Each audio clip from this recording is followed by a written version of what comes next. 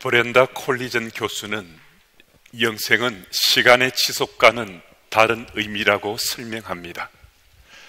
그는 영생은 반드시 죽는 인간의 삶과는 질적으로 다르다고 말합니다. 그것은 하나님이 사시는 삶이라는 거죠. 영생은 양적이라보다 질적이고 또 그리스도 안에서 누리는 삶이라고 말합니다. 존 오트버거는 인생 영생이 되다라는 책에서 이 글을 인용하면서 영생은 단지 미래의 삶만이 아니라고 말합니다. 지금 이 순간도 우리는 영생을 누리며 살 수 있다는 겁니다. 영원한 생명은 저 먼 곳에 가야만 누릴 수 있는 것이 아니라 지금 바로 여기에서 우리는 영원한 생명을 누릴 수 있다고 말합니다. 그래서 우리가 그리스도 안에서 삶을 살아가면 이 땅에서 영생을 누릴 수 있을 뿐만 아니라 죽음 이후에도 이어져서 영생을 누릴 수 있다고 말하고 있습니다. 이 사실이 믿어지면 우린 그리스도 안에서 삶을 사는 것을 생의 타겟으로 삼고 일상을 살 수 있습니다. 그리스도 안에서 살게 되면 이 땅에서도 영생을 누릴 수 있고 죽음 이후에도 영생을 누릴 수 있다는 거니까요. 그럼 구체적으로 어떤 삶을 사는 것이 그리스도 안에서 사는 삶이라고 할 수 있겠는가? 오늘 본 말씀은 딱 한 줄로만 말씀합니다. 하나님의 영광을 위해서 사는 삶이 그리스도 안에서 사는 삶이요 영생을 누리며 사는 삶이라고 말합니다. 오늘 본문인 고린도전서 10장 31절 말씀은 하나님의 일방적인 요구처럼 보여지기도 합니다. 먹든지 마시든지 무엇을 하든지 다 하나님의 영광을 위해서 하라고 말씀합니다. 자유를 주지 않고 마치 억압적인 요구처럼 들려지고 보여질 수도 있습니다. 하지만 여러분, 이것 아십니까? 사람의 삶이 가장 아름다울 때, 그때는 다름 아닌 하나님 영광을 위해서 살 때라는 것입니다. 참되고 선하고 아름다운 분은 오직 하나님 한 분밖에 없기 때문입니다. 곧 진선미의 근원은 진리 대신 하나님 한 분밖에 없는데, 하나님이 우리의 하나님 되심을 믿고 그분의 영광을 위해서 우리가 살아가면 우리의 삶이 참되고 선하고 아름다워질 수 있음을 말씀해 주고 있습니다. 하나님께서 오늘 본문 말씀을 통해서 우리에게 지금 말씀하시는 까닭은 하나님의 유익을 위해서 우리에게 명령하시는 것 아닙니다. 우리 삶이 이 땅에서도 영원을 누리며 살 수 있도록 이끌어주시는 하나님의 사랑 표현이라고 할 수 있습니다. 13권에 달하는 바울 서신을 수십 번을 읽더라도 사도 바울이 좋은 옷을 입고 그것을 자랑하는 것으로는, 그 모습으로는 연상되지 않습니다. 갈릴리 어부였던 예수님의 제자들이 높은 학력을 가졌거나 부를 축적하며 폼 잡는 모습으로는 도저히 연상되지 않습니다. 그들이 좋은 옷을 입지 않아도, 높은 학력을 갖지 않아도, 부를 축적하지 않아도 그들의 삶에는 선하고 또 참되고 아름다움이 느껴집니다. 여러분, 어떻게 이것이 가능한 줄 아십니까? 어떻게 이런 일이 우리에게, 그가 누구든 믿는 자의 삶 속에 이들의 삶이 선하고 참되고 아름답게 느껴지는가? 그들의 삶의 상황이 어떠하든 간에 그들의 삶의 타겟이 하나님의 영광을 위해 산다는 진리를 향해서 분명한 그 삶의 의미와 가치와 목적이 아주 분명해졌기 때문입니다. 그래서 하나님 영광을 위해 살아가는 삶은 이 세상에서 우리가 그 삶을 살기만 하면 여러분과 제 삶 속에서도 참되고 선하고 아름다운 열매가 맺혀질 수 있다는 것입니다. 그런데 여러분, 우리가 세상 속에 그리스도는 지금까지 살아왔는데 어느 날 내가 하나님 영광을 살고자 하는 마음이 아주 강하게 내 속에 느껴져요. 그런 삶을 살고 싶어요. 근데 대개의 경우 그때쯤 되면요, 어느 정도 내 나이가 지긋해졌을 때입니다. 내가 이 땅의 삶을 최선을 다해 살아왔어요. 허투루 살지 않았어요. 그런데 되돌아보니까 나를 위해서, 내 가족만을 위해서 살아온 것 같은 거예요. 근데 난 분명히 예수를 믿는 사람이에요. 주를 위해 산다고 소리쳤던 사람이에요. 그런데 내 인생에 가장 중요한 것을 빠뜨린, 마치 덧없는 삶을 살아온 것 같은 그런 느낌이 강하게 밀려오더라는 겁니다. 가장 중요한 것을 빠뜨렸다는 것은 그것은 무엇인가? 내 삶의 초점이 하나님의 영광을 위해서 살지 못했다는 겁니다. 나이가 지긋한 이후에 이제부터는 하나님 영광을 위해서 내 살아야 되겠다, 이런 생각을 하고 결심하는 것은 믿는 자의 삶을 사는, 어쩌면 많은 사람들이 그런 결심과 다짐을 합니다. 왜 우리가 그때야, 어느 정도 이 땅의 삶을 우리가 살아간 후에야 그런 결심과 다짐을 하는가? 하나님 앞에 설 날이 얼마 남지 않았다는 것을 직감하기 때문입니다. 지금 우리의 남겨진 시간이 10년이든 20년이든 30년이든 우리 수가 남아있다 하더라도 이 시간이 얼마나 쏜살같이 지나가게 되는가를 우리가 점점 더 아주 민감하게 느끼며 살기 때문입니다. 여러분, 지금 우리가 청춘을 살고 있습니까? 젊은 시절부터 하나님 영광을 위해서 살고자 하는 것은 정말 쉽지 않을 수 있습니다. 하지만 지혜로운 사람은 젊은 시절부터 하나님 영광을 위해서 살고자 하는 인생 타겟을 분명히 하고 살고 있습니다. 또 그렇게 살게 됩니다. 그 삶이 정말 복 있는 삶이라는 것, 가장 멋진 삶이라는 것을 체험하고 이미 체득한 후에 우리가 살기 때문입니다. 오늘 이 예배드림의 자리에 함께한 우리 청춘이라 생각하시는 분들, 그래, 나는 조금 나이가 들어도 여전히 청춘이야 라고 생각하시는 분들이라면 오늘부터라도 하나님 영광을 위해서 내가 살고자 결심하고 다짐한다면 우리 인생은 영원한 생명으로 우리 삶이 열려지게 됩니다. 그런 반면에 욕망을 탐하며 사는 인생이 어떠한지도 성경은 아주 분명하게 밝혀주고 있습니다. 창세기 19장 5절과 11절 말씀은 이렇게 기록되어 있습니다. 5절입니다. 롯을 부르고 그에게 이르되 오늘 밤에 내게 온 사람들이 어디 있느냐 이끌어내라, 우리가 그들을 상관하리라. 11절입니다. 문 밖에 무리를 대소를 막론하고 그 눈을 어둡게 하니 그들이 문을 찾느라고 헤매었더라. 두 천사가 소돔을 멸망시키려고 소돔성을 찾았을 만큼 그 성은 타락과 방탕에 절어 있었습니다. 소돔 백성들은 롯의 집에 손님이 찾아왔다는 그 소식을 듣고 롯의 집을 에워쌌습니다. 그런 후 그들이 롯에게 요구한 것이 다른 것이 아니라 그 사람들을 내어놓으라는 거예요. 그 사람들을 내어놓으라는 한 그 이유가 상관하기 위함이라고 말씀이 기록하고 있습니다. 여기서 상관한다는 것은 남자들끼리 성적 관계를 맺는 것을 말합니다. 그런 그들에게 진노하신 하나님께서 11절 말씀처럼 그들이 롯의 집에 들어가지 못하도록 그들의 눈을 멀게 했습니다. 그런데 그 이후에 그들의 행동을 말씀이 말씀하는데요, 그들이 문을 찾느라고 헤매였더라라고 말씀합니다. 그들이 한순간에 눈이 멀었습니다. 갑작스럽게 눈이 멀게 된 겁니다. 얼마나 놀랐겠습니까? 두렵기도 했을 것입니다. 어쩌면 평생 이렇게 맹인으로 살아야 될지도 모른다 생각했을지도 모릅니다. 그런데요, 그들은 지금 눈이 먼 것은 아랑곳하지 않고 수단과 방법을 다해 롯의 집 안으로 들어가려고 그 문을 다투면서 찾고 있습니다. 자신이 눈이 멀든 자신의 어떤 일이 일어나든 전혀 개의치 않고 오직 욕망을 충족시키는 일에만 몰두하고 있는 어리석고 추한 군상들을 보여주고 있습니다. 여러분, 소돔 백성들은 전혀 나와는 상관없다고 우리 생각할 수 있습니다. 그렇습니다. 이들과 우리가 어떻게 같을 수 있겠습니까? 하지만 이 땅에 발 딛고 사는 우리 인생이 얼마나 연약한지 저도 알고 여러분들도 잘 압니다. 한순간에 사탄의 미혹과 유혹에 빠지게 되면 우리도 우리 인생의 목표를 욕망의 노예처럼 사는 것을 목표 삼고 살 수 있습니다.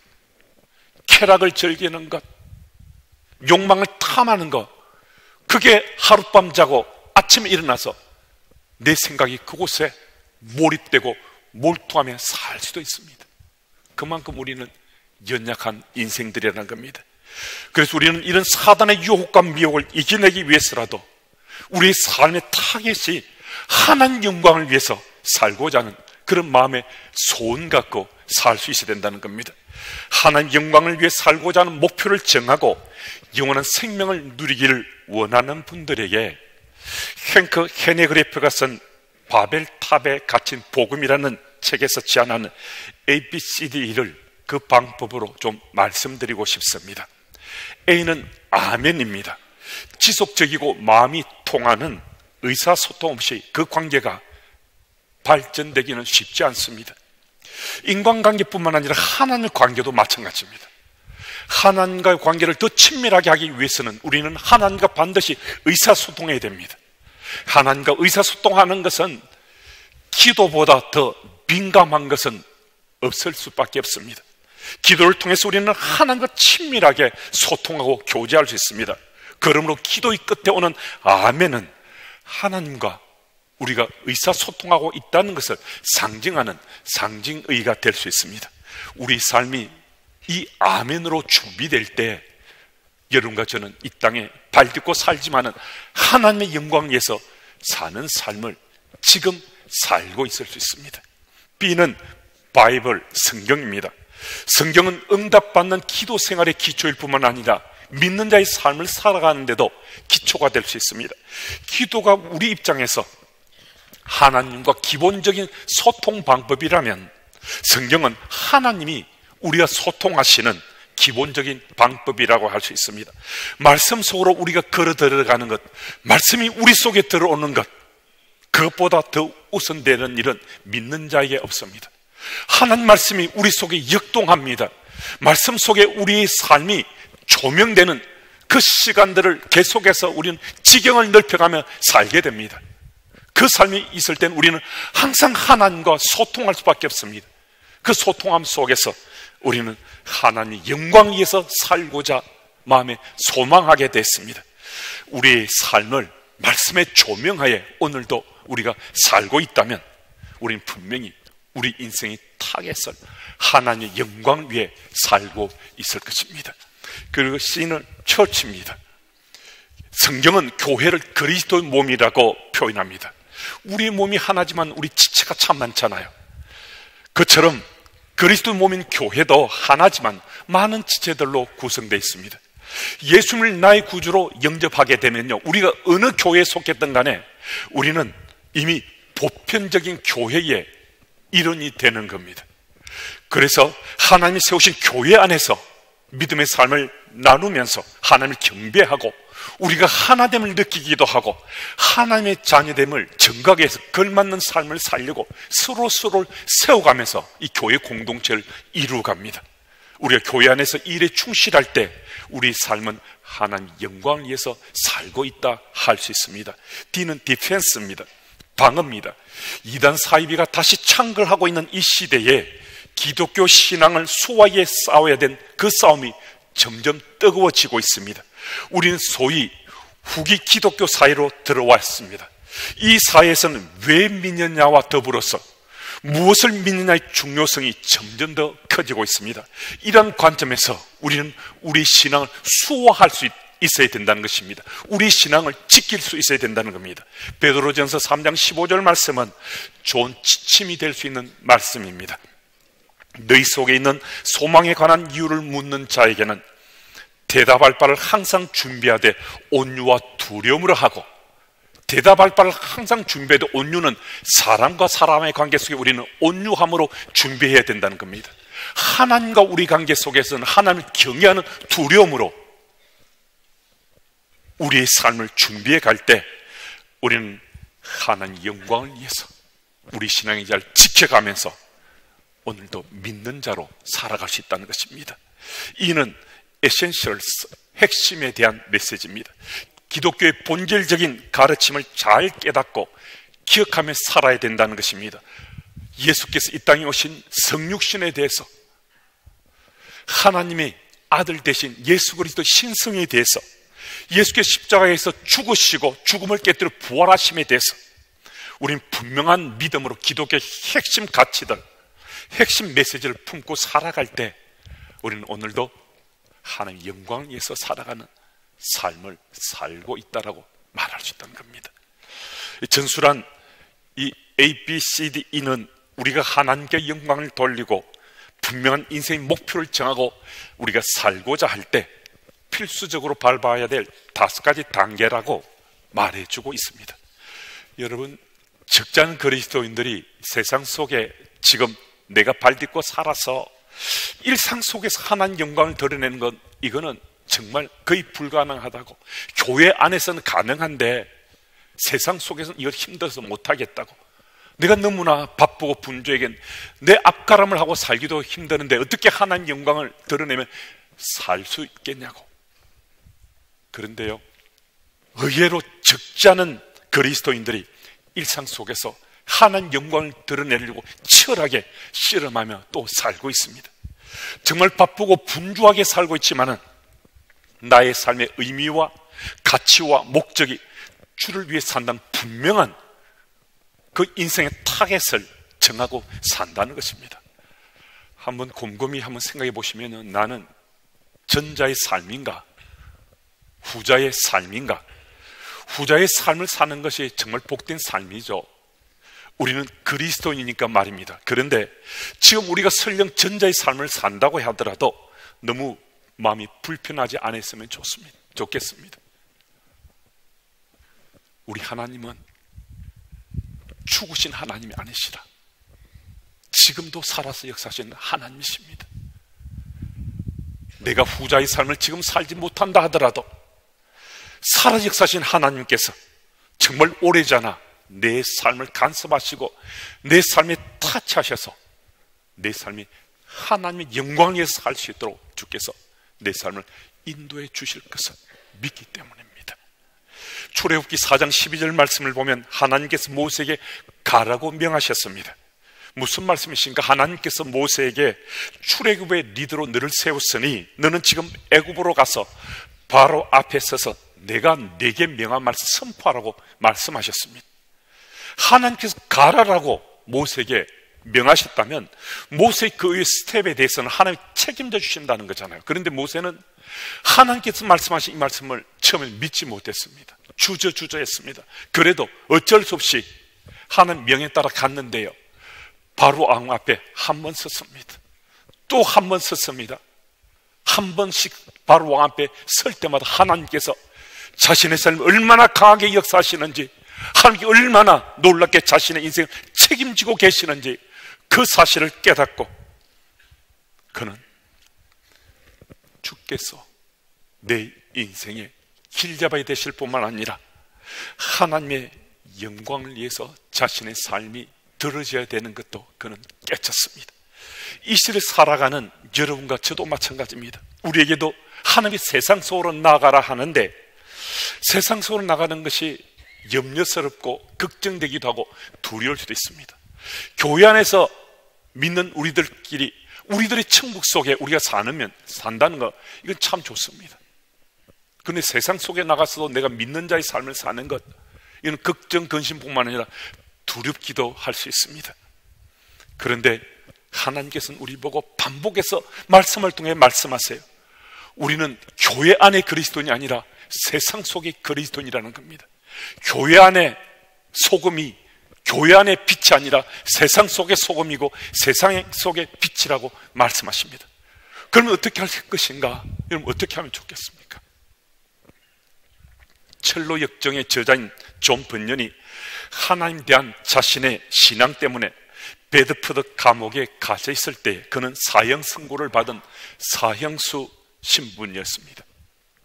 그때 존 번연은 죽는 것이 정말 두렵고 겁이 났습니다. 그런데 그에게 있어 더 두려웠던 것은 여러 사람이 자기의 두려워하는 모습을 보고 복음에 대해서 불신을 가지게 될까봐, 또 하나님 영광을 가리게 될까봐 그는 걱정하고 염려하고 두려워하기까지 했습니다. 그래서 그는 이렇게 말했습니다. 나는 내가 사형수로 사다리를 오를 때에 내가 만일 떨고 있으면 그것으로 인해 대적들에게 주님 가신 길과 주님의 백성들을 향한 비난거리가 될까봐 걱정스럽고 두렵습니다. 내가 헬스한 얼굴을 한 채 무릎을 덜덜 떨며 죽는 것이 드러나 주의 영광을 가릴까봐 두렵습니다. 하지만 존 번연은 하나님께서 그에게 간섭하시고 그의 삶을 꼭 붙잡아 주심으로 자신이 죽음 앞에 던져지더라도 자기 몫의 십자가를 지겠다는 강한 믿음의 확신과 결심을 하게 됐습니다. 마가복음 8장 34절 말씀은 이렇게 기록되어 있습니다. 누구든지 나를 따라오려거든 자기를 부인하고 자기 십자가를 지고 나를 따를 것이니라. 아멘. 존 번연은 자신이 질 십자가를 분명히 깨달았습니다. 예수님은 십자가에 못 박히심을 당하시고 죽으셨지만 예수님은 십자가에서 죽으신 것이 아니라 십자가의 삶을 사신 것입니다. 죽음이 아닌 삶이었습니다. 존 번연도 자신의 몫의 십자가를 짐으로 죽을지라도 그것이 죽음이 아니라 삶이란 사실을 깨달았다는 겁니다. 어떻게 그것이 가능했는가? 하나님의 영광을 드러내는 것이 그의 인생의 타겟이 되었기 때문입니다. 저도 때때로 제 모습을 지켜보며 두려워할 때가 있곤 합니다. 저는 존 번연처럼 사형수도 아니고 감옥에 갇힌 것도 아닌데 때때로 두려움을 느끼곤 합니다. 주님의 교회 목사로 살아가며 혹시라도 교만을 떨어서 주변 사람들을 불편하게 하지 않을까, 예수 이름을 욕되게 하지 않을까 두려울 때가 있습니다. 또 주님의 교회 목사로 대우받고 누리는 것에 익숙해져서 제가 마치 잘난 것처럼 착각에 빠져 하나님의 영광을 가릴까봐 두려울 때가 있습니다. 그래서 오늘도 저는 제 인생의 타겟을 보다 분명히 합니다. 오늘도 내 몫의 십자가를 제대로 지고 가자고. 그 십자가를 지고 가는 것이 쉬운 길은 아닐지라도 내가 죽는 것이 아니라 내가 사는 길이라고 믿기 때문입니다. 그래서 제 남은 인생의 그 시간들을 하나님의 영광을 가리지 않고 하나님의 영광을 드러내며 살고 싶습니다. 주님의 교회 가족 여러분, 우리 모두 우리 몫의 십자가를 지고 가십시다. 우리 몫의 십자가를 지고 가는 그 길이 쉬운 길은 아닐지라도 그 길은 죽는 길이 아니라 그 길이 바로 우리가 살 길입니다. 인생의 타겟을 하나님 영광을 드러내는 데 맞추고 우리 몫의 십자가를 지시고 죽을 길이 아니라 살 길로 함께 걸어가는 우리 모두가 되기를 예수 이름으로 축복합니다.